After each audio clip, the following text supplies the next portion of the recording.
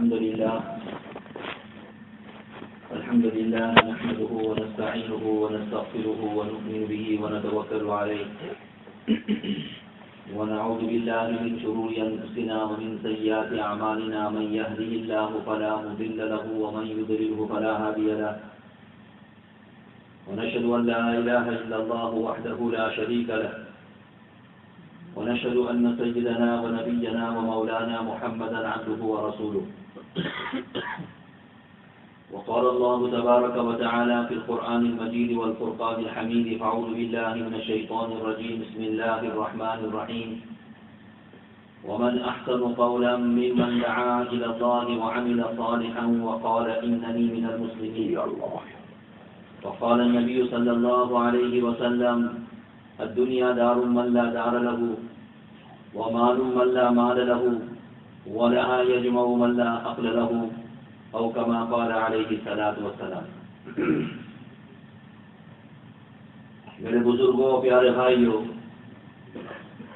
دین اللہ تعالیٰ کی طرف سے ہمارے لیے کامیابی کا وہ راستہ ہے جو یقینی ہے۔ ہر بندے کی کامیابی کا مدار اللہ تعالیٰ نے دین کو ٹھہرایا ہے۔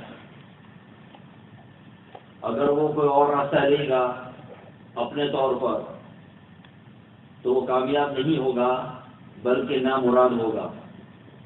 یہ اللہ کی خبر ہے کہ ہماری طرف سے دیے ہوئے راستے کے علاوہ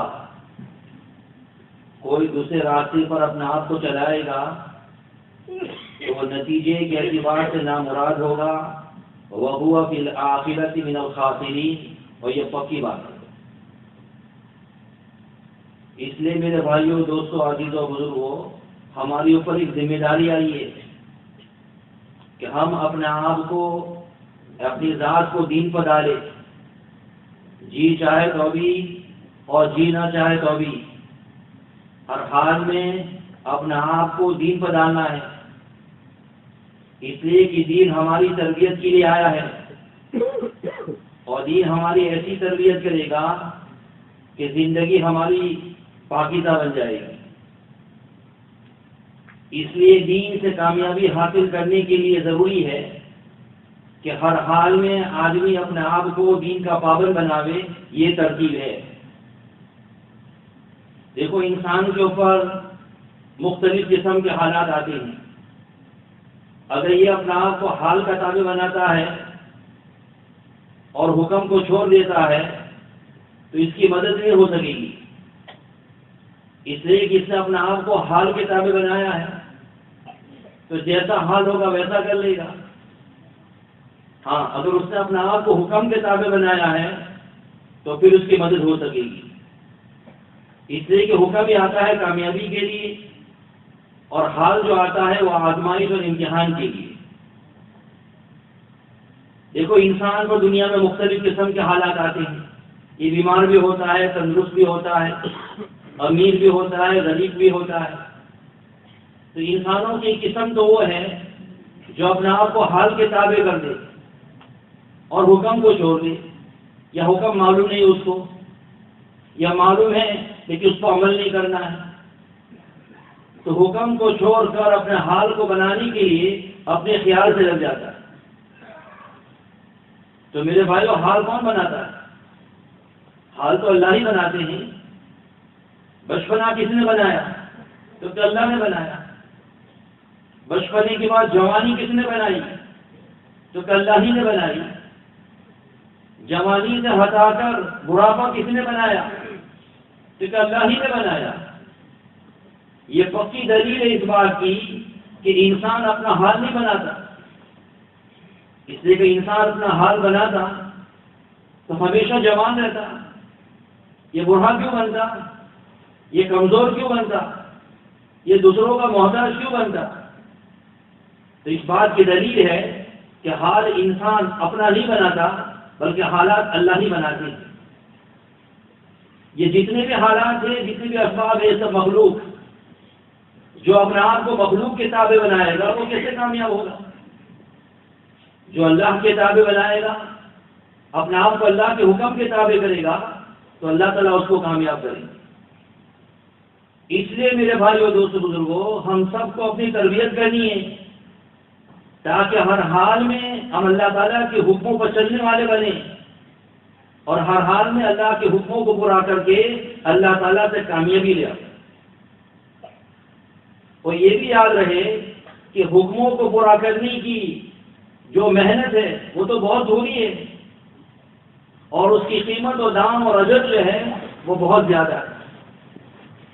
دیکھو روایتوں میں آتا ہے کہ سبحان اللہ اعظم من احد والحمد للہ اعظم من احد اللہ اکبر اعظم من احد، کہ ایک آدمی ایک مرتبہ بھی سبحان اللہ پڑھتا ہے، یا ایک مرتبہ الحمدللہ پڑھتا ہے، یا ایک مرتبہ اللہ اکبر پڑھتا ہے، اس کے پڑھنے کی وجہ سے احد پہاڑ کے برابر اس کو ثواب دیا جاتا ہے۔ مدینہ منورہ کی شمالی جانب ایک پہاڑ ہے جس کو احد کا پہاڑ کہتے ہیں، بہت بڑا پہاڑ ہے۔ ایک مرتبہ سبحان اللہ، ایک مرتبہ الحمدللہ، ایک مرتبہ اللہ اکبر، یہ پڑھنے کی وجہ سے احد پہاڑ کے برابر ثواب اس کو دیا جاتا ہے۔ اب دیکھو حکم کو پورا کرنے میں محنت کتنی لگی، تھوڑی سی محنت، اور اس کی اجر و قیمت کتنی زیادہ ہے۔ دوسری روایت میں ہے کہ جو آدمی بازار سے گزرتے ہوئے بازار کا جو مخصوص کلمہ ہے جو روایتوں میں آیا ہے، اس کو ایک مرتبہ پڑھ لے تو اس کے لیے بہت ہی زیادہ اجر و ثواب ہے۔ کتنا اجر و ثواب ہے بھائی؟ یہ فرمایا ایک مرتبہ پڑھنے کی وجہ سے 10 لاکھ نیکیاں اس کے لیے لکھی جائے گی۔ یہ ہیرے کی تجارت ہے۔ اب یہی کلمہ کو آدمی اپنے گھر پہ پڑھ لے، فرمایا وہاں نہیں ملے گا۔ یہی کلمہ کو آدمی مسجد میں بیٹھ کے پڑھ لے، فرمایا وہاں بھی اس کو نہیں ملے گا، اس لیے کہ کلمہ وہاں کے لیے نہیں ہے، یہ تو بازار کے لیے ہے۔ اگر کوئی آدمی یوں کہے کہ بازار تو ناپاک جگہ ہے اور وہاں پہ اس کلمے کو پڑھنے کی وجہ سے اتنا زیادہ ثواب ملتا ہے، تو مسجد یہ تو پاک جگہ ہے، تو یہاں تو بدرجہ اولا زیادہ ثواب ملنا چاہیے تھا۔ تو کہا جائے کہ نہیں بھائی ایسا نہیں ہے، یہ تمہارا خیال ہے۔ ہر عمل کو حکم کے مطابق پورا کرنے کی وجہ سے اس کی دام و قیمت رکھتی ہے۔ اگر وہاں سے ٹال دیا اس کو تو پھر اس کے کو اجر نہیں ملے گا۔ دیکھو یہ 10ویں 11ویں اور 12ویں ذی الحجہ یہ قربانی کا ایام ہے۔ مائی عائشہ صدیقہ رضی اللہ فرماتی ہے کہ ان دنوں میں اللہ تعالیٰ کے نزدیک سب سے زیادہ محبوب عمل انسان کا کسی جانور کو اللہ کے نام پر قربان کرنا ہے۔ کیا ملے گا اس کے اوپر؟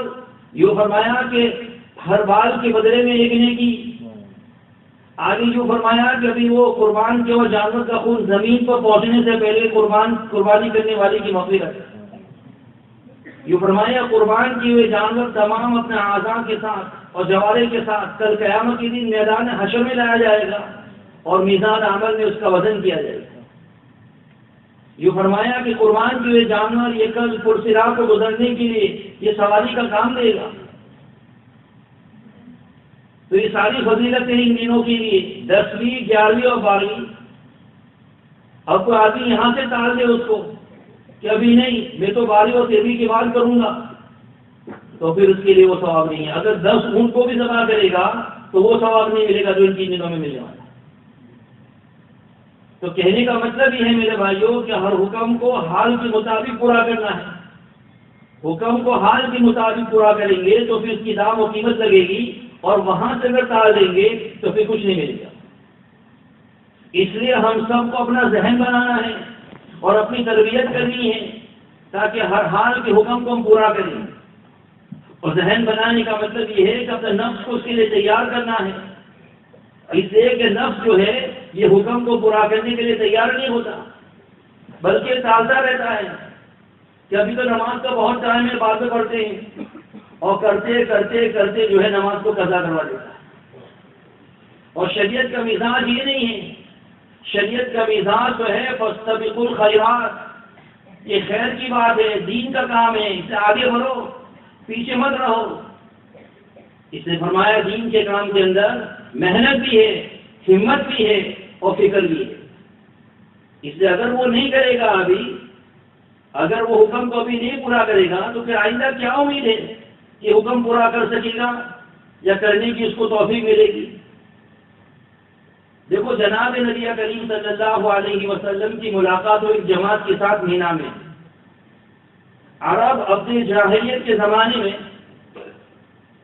حج کیا کرتے تھے اپنے طور پر، باپ دادا کے طریقوں پر. ابھی دین نہیں آیا تھا لیکن اپنے طور پر کرتے تھے. اللہ کو تو مانتے تھے لیکن اللہ کو ایسا ماننا جیسا نبی بتاوے وہ ان میں نہیں تھا. تو جاہلیت کے زمانے میں یہ رواج تھا کہ حج کے موسم کے اندر لوگ آتے تھے اور اپنے طور پر کرتے تھے غلط غلط، اور مینا کے لیے رونق ہو جاتی تھی.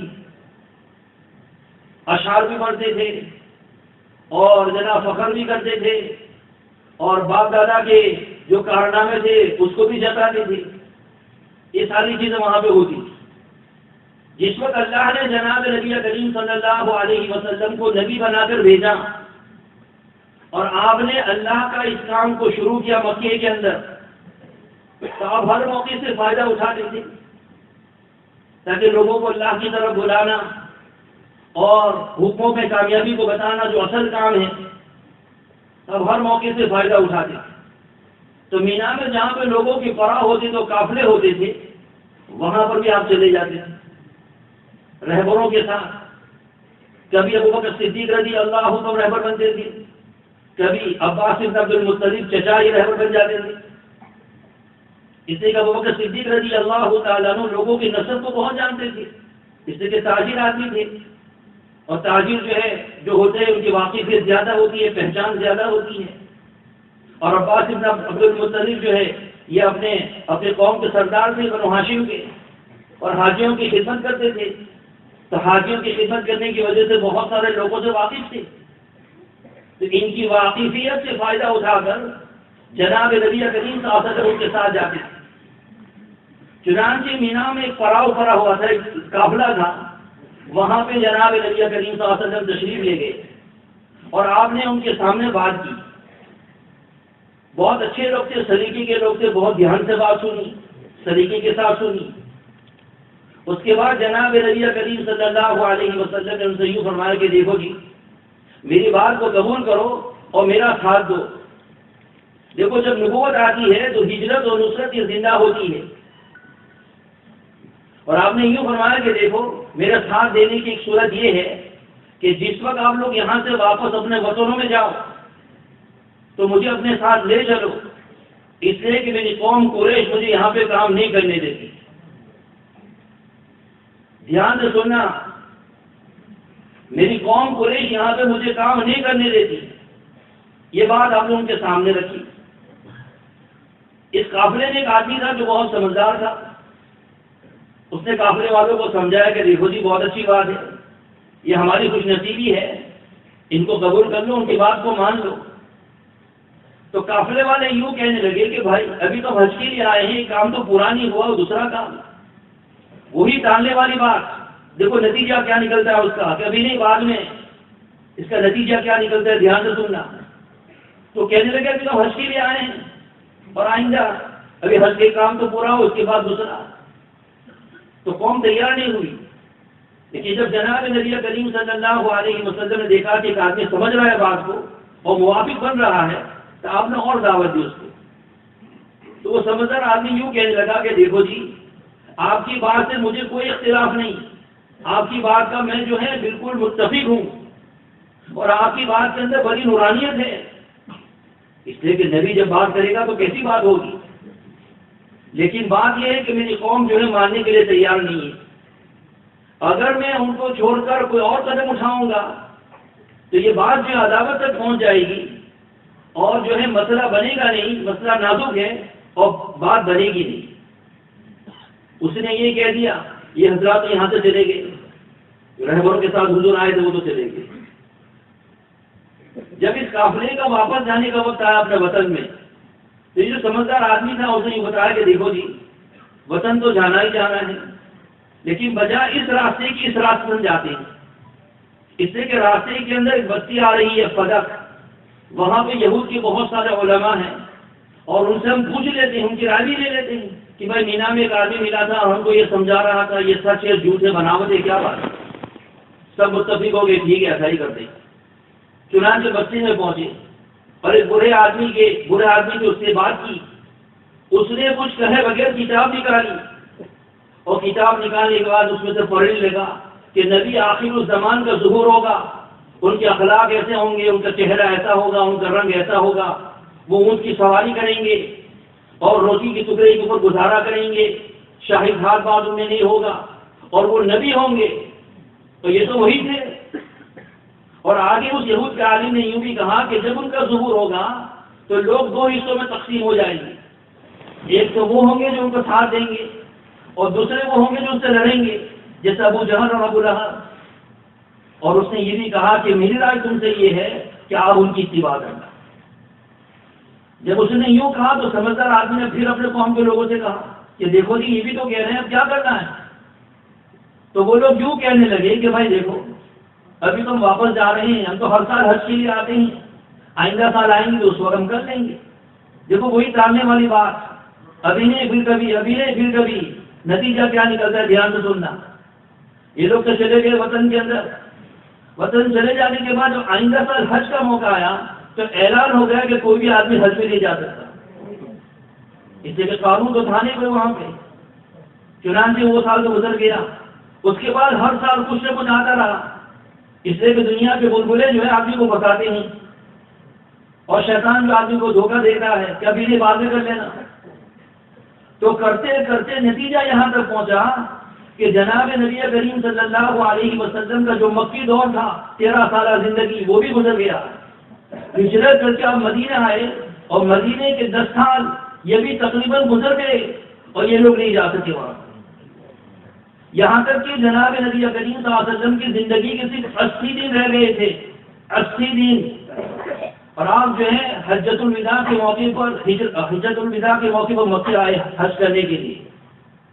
اس وقت یہ بندہ بھی وہاں پہنچا جو قافلے میں سبزدار تھا، جناب نبی کریم صلی اللہ علیہ وسلم سے تعارف ہوا، انہوں نے پہچان لیا کہ ہاں یہ ہمارا مینا والا ساتھی ہے۔ اس نے جناب نبی کریم صلی اللہ علیہ وسلم کہا تو اسلام قبول کیا۔ اس کے بعد اس نے 2 باتیں کہی ہے، ایک بات اس نے یوں کہی کہ یا رسول اللہ یہ میری قسمت ہے کہ دین کو قبول کرنے میں مجھے اتنی دیر لگ گئی، اور دوسری بات اس نے یہ بتائی کہ یا رسول اللہ وہ جتنے تھے قافلے والے میرے ساتھ مینا میں آپ سے ملاقات ہوئی تھی وہ ایک ایک کر کے اپنی زندگی گزار کے دنیا سے چلے گئے۔ یہ ہے وہ ٹالنے والی بات کہاں تک پہنچی کہ ابھی نہیں پھر کبھی، ابھی نہیں پھر کبھی، معاملہ کہاں تک پہنچا۔ اس لیے میں یہ کر رہا تھا میرے بھائیوں کہ فاستبقوا الخیرات، دین کا مزاج تو یہ ہے کہ نیکی کا کام میں آگے بڑھو، آج کل کے اوپر اس کو مت ٹالو۔ دیکھو اللہ تعالیٰ یوں فرماتے ہیں، اور جو جان و مال اللہ تعالیٰ نے دی ہے اس کو صحیح یقین کے ساتھ حکموں پر لگاؤ، تو حکموں پر لگانے کی وجہ سے ہدایت ملے گی، اور ہدایت کے بعد پھر کامیابی آئے گی۔ اگر ہدایت نہیں ہے تو کامیابی نہیں ملے گی۔ ایک آدمی جنگل کے اندر اٹک جاوے اور راستہ بھول جاوے تو کیا وہ اپنے گھر میں پہنچے گا؟ ارے اپنی گاڑی ہوگی تو بھی نہیں پہنچے گا۔ اسی طرح اگر ہدایت نہیں ہوگی تو کسی آدمی کو کامیابی ملنے والی نہیں ہے۔ اور کامیابی کس کو کہتے ہیں؟ دیکھو مالداری کا نام کامیابی نہیں، اور بھوک کا نام ناکامیابی نہیں، کامیابی جنت کا نام ہے اور ناکامیابی دوزخ کا نام ہے۔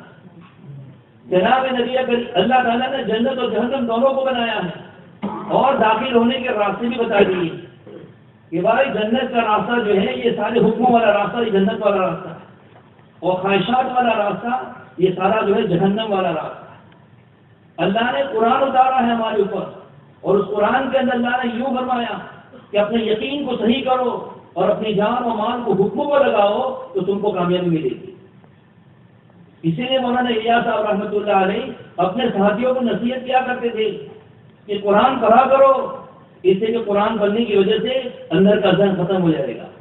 اور اس کے بعد یوں فرماتے تھے کہ اللہ تعالیٰ سے دعا مانگو کہ اللہ میرے حصے کی جو ہدایت تم نے قرآن میں رکھی ہے وہ ہدایت مجھے دے دے۔ ہر آدمی کی حصے کی ہدایت قرآن میں اللہ نے رکھی ہے، جیسے زمین کے اندر ہر آدمی کی حصے کی روزی اللہ نے رکھی ہے، اسی طرح ہر آدمی کی ہدایت کا حصہ قرآن میں اللہ تعالیٰ نے رکھا ہے۔ یوں فرماتے ہیں کہ جب ہدایت مل جائے گی تو پھر حکموں کو پورا کرنے میں مزہ آئے گا، اور حکموں کو پورا کرنا جو ہے یہ میٹھا لگے گا۔ دیکھو جناب نبی کریم صلی اللہ علیہ وسلم فرماتے ہیں کہ نماز یہ میری آنکھوں کی ٹھنڈک ہے۔ یہ کیا بات ہوئی؟ وہی حکموں کو پورا کرنے کا میٹھا۔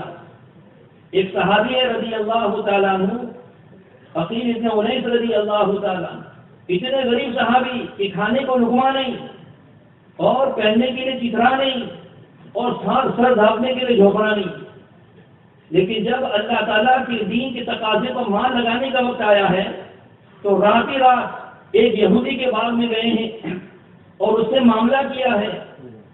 پوری رات میں باغ کو پانی پلایا اور صبح میں کھجوریں وصول کی ہے، اور پہلے گھر پہ گئے ہیں، کچھ اپنے بچوں کو دیا ہے اور کچھ لے کر دربار رسالت میں حاضر ہو گئے اور فرماتے حضور خدا کے دین کے تقاضے پر دینے کے لیے میرے پاس یہ کھجوریں ہیں۔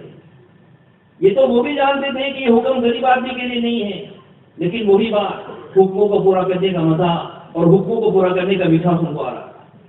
حضور نے وہ کھجوریں ان سے لی ہیں اور صحابہ سے یوں فرمایا کہ مسجد نبوی میں جو کھجوروں کا ڈھیر لگا ہوا تھا، حضور نے فرمایا اس کو سب سے اوپر رکھو، اس کو سب سے اوپر رکھو، اس لیے کہ بڑی قربانی کے ساتھ یہ وصول کر کے لایا ہے۔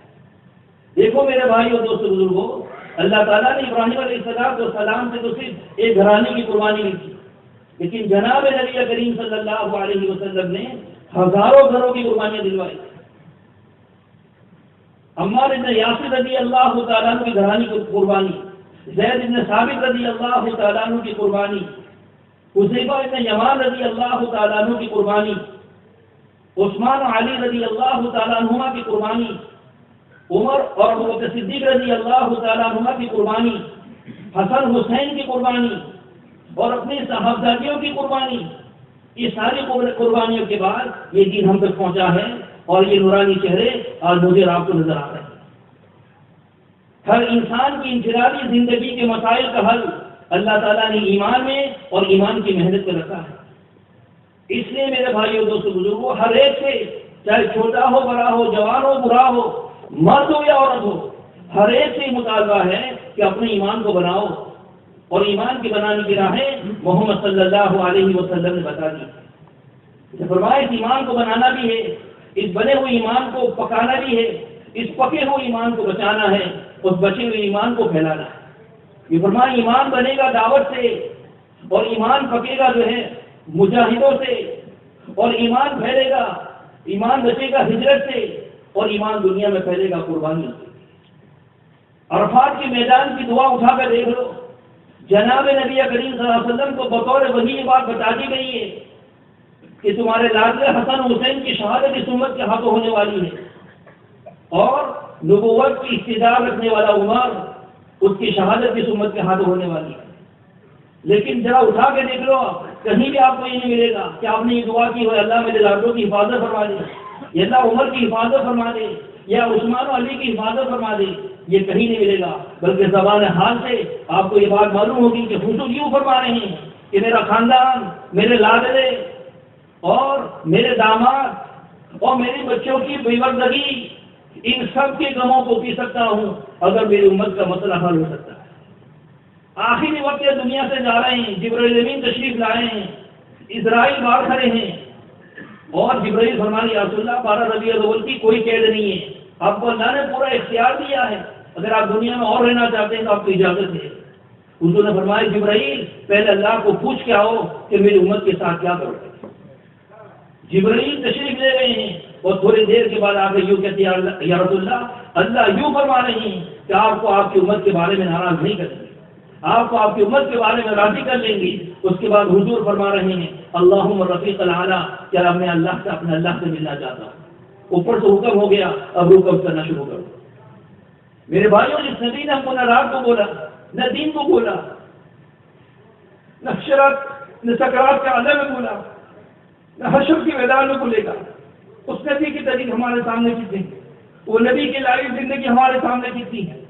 یاد رکھنا میرے بھائی اور دوستوں بزرگوں، زندگی کی ترتیب اگر یہی رہی تو کل حوض کوثر پر میں اور آپ اپنا منہ دکھانے کے قابل نہیں رہیں۔ اللہ تعالیٰ ہم سب کو سمجھنے کی توفیق دے، دیکھو یہ قربانی کا ایام ہے. ابراہیم علیہ السلام کی زبردست قربانی نے شروع میں عرض کیا ہر حکم کو اللہ تعالیٰ کا پورا کر دیجیے. یہ حکم ہوا کہ اپنے بچوں کو بیوی کو کسی میدان میں چھوڑ دو تو چھوڑ دیا. آتش نمرود میں بیٹھ گئے لیکن اللہ کے حکم کو نہیں توڑا. اور جب وہ حکم آیا کہ اپنے لاڈلے بیٹے کے اوپر اکلوتے بیٹے کے اوپر گلے پر چھری پھرا دو تو اس کے لیے بھی تیار ہو گئے. باپ بھی ایسا بیٹا بھی ایسا. مورخین نے لکھا ہے کہ جس وقت بیٹے کو لٹایا زمین کے اوپر اور گلے کو چھری پھرانے کا تیاری ہے تو بیٹا یوں کہ ابا جان میرے آنکھوں کو پٹی ڈال دو کہیں ایسا نہ ہو کہ آخری وقت کے اندر جو ہے میں ورگلا جاؤں اور میں تیار نہ ہوں. آگے نے فرمایا ابا جان چھری کو ذرا تیز زیادہ کر لینا اور میرے گلے پر جلدی جلدی چلانا تاکہ میرے روح نکلنے میں آسانی ہو. اور یہ فرمایا ابا جان اپنے کپڑوں کو میرے خون کی چھینٹوں سے بچانا کہ کہیں گھر پہ جانے کے بعد میری والدہ کو تکلیف نہ ہو. اور یہ فرمایا ابا جان جب گھر پہ جاؤ تو میری ماں کو ملا کر روانہ کر دینا. ایکلوتے بیٹے کے زبان کے الفاظ کو سنتے ہوئے ابراہیم علیہ السلام کو کیا گزری ہوگی، لیکن پھر بھی اپنا دل کا پرواہ کر کے بیٹے کو اٹھاتے ہیں، پیشانی کو بوسہ دیتے ہیں اور یہ فرماتے بیٹا اللہ کے اس حکم کو پورا کرنے کے لیے آپ میرے کتنے بہترین کتنے معین مددگار ہیں. بس میرے بھائیوں دوستوں بزرگوں قربانی کا ایام ہے. پوچھا گیا جناب نبی کریم صلی اللہ علیہ وسلم سے ختم کرنے والا ہوں. پوچھا گیا جناب نبی کریم صلی اللہ علیہ وسلم سے کہ یا رسول اللہ یہ کیا چیز ہے؟ فرمایا تمہارے باپ ابراہیم کی سنت ہے. کیا مطلب؟ جتنا ثواب ابراہیم علیہ السلام کو بچے کے قربان کرنے میں ملا تھا اتنا ثواب تم لوگوں کو جانوروں کو قربان کرنے میں ملے گا. اللہ تعالیٰ ہم سب کو سمجھنے کی توفیق نصیب فرمائے. دیکھو اللہ تعالیٰ نے ایک جگہ دی ہے اس ملک کے اندر اس زمانے کے اندر اپنے ایمان و اعمال سے بچانے کی اللہ نے ایک زبردست نظام بنایا. یہ مسجد وہ ہے جہاں پہ صبح سے لے کر شام تک ہر نماز کے بعد کوئی نہ کوئی عمل ہوتا ہے. ان عمل کو معمولی مت سمجھو. یہ فرمایا یہ سارے ہدایت کے اسباب ہیں. ہو سکتا ہے کسی کو ہدایت فجر کے بیان میں مل جاوے، ہو سکتا ہے کسی کو ہدایت جو ہے ظہر کے بعد کی مذاکروں میں مل جاوے، اور ہو سکتا ہے کسی کو ہدایت جو ہے شام کے جو حیات صحابہ اور جو دوسرے دیگر عمل ہوتے اس میں مل جاتے. ان اعمال کو غنیمت سمجھو. اسی کے مسجد کے اندر وہ دن بھی دیکھا گیا ہے کہ ایک آدمی سے اقرار کے لیے آیا تھا اور صبح جس وقت یہاں سے جا رہا تھا تو اپنے ہدایت کا سامان لے کے جا رہا تھا. اس کی پوری زندگی بدل گئی تھی، پچھلی زندگی وہ توبہ کر کے جا رہا تھا. تو اللہ تعالیٰ ہم سب کو سمجھنے کی توفیق نصیب فرمائے. قربانی کا ایام ہے، اچھی طریقے سے قربانی کرنا ہے. لیکن ایک بات میں کہہ دوں مسئلے کی مصیبت آخری بات کہ کچھ خاندان والے کچھ گھرانے کے لوگ ایک ساتھ اگر رہتے ہیں یعنی ایک ساتھ زندگی گزارتے ہیں اس میں سے ہر آدمی جو قدر نصاب کا مالک ہے اس کے اوپر قربانی آئے گی. اگر گھر کا بزرگ کوئی بڑا آدمی اگر سب کی طرف سے قربانی نہیں دیتا ہے تو دوسروں کی طرف سے قربانی ادا نہیں ہوگی. یہ اس لیے کہہ رہا ہوں کہ بہت سارے ملتے ہیں پوچھتے ہیں وہ کہتے ہماری قربانی تو ہمارے والد صاحب کر لیتے ہیں. ایسا نہیں ہوگا. کسی آدمی کے پاس آج بینک کے اندر یا سیونگ کے اندر یعنی 340 پاؤنڈ اگر ہے تو اس کے اوپر قربانی واجب ہے. اللہ تعالیٰ ہم سب کو سمجھنے کی توفیق نصیب فرمائے. اور حضور نے یوں فرمایا کہ وسعت کے باوجود اگر کوئی قربانی نہیں دے گا تو وہ ہماری عزت کی طرف ہی نہ آئے. تو کرو گے ایسا انشاءاللہ تعالیٰ. دیکھو یہ ساری باتیں اپنے لیے کہی گئی بھائی، اس کو زندگی میں لانا ہے اور آگے جو ہے جیسے کہا فاستبقوا الخیرات نیکی کے کام میں آگے بڑھنا ہے. اللہ تعالیٰ ہم سب کو سمجھنے کی توفیق دے.